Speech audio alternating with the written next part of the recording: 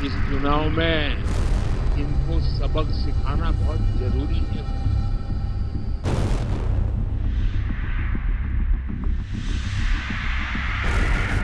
लोकसभा चुनाव के पहले चरण के मतदान के बाद अब तैयारी दूसरे चरण की है।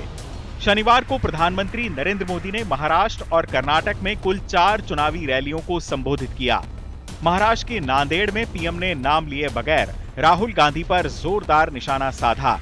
मोदी ने कहा कि कांग्रेस के शहजादे को वायनाड में संकट दिख रहा है। जैसे अमेठी छोड़नी पड़ी, वैसे ही वायनाड भी छोड़ देंगे।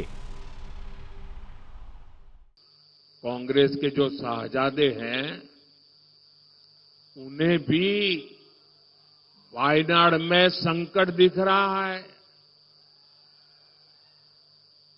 शहजादे और उनकी टोली 26 अप्रैल को वायनाड में वोटिंग का इंतजार कर रही है।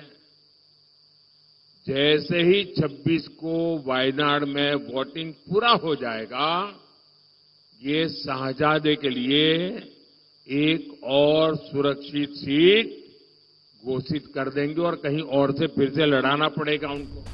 प्रधानमंत्री ने इशारों ही इशारों में सोनिया गांधी को भी निशाने पर लिया।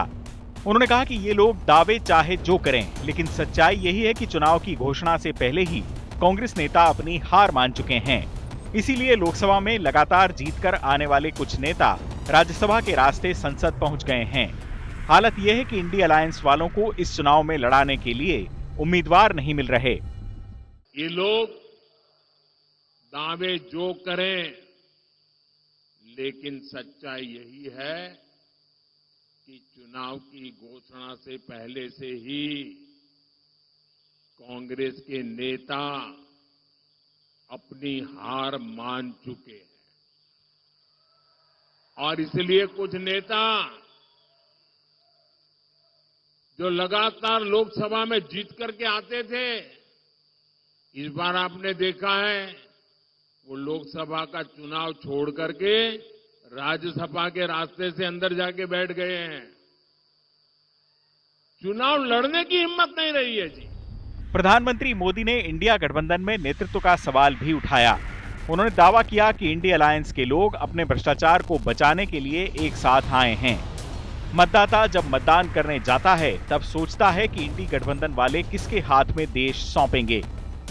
लोकसभा चुनाव के दूसरे चरण में 13 राज्यों की 89 सीटों पर 26 अप्रैल को वोटिंग होनी है। चुनाव आज तक।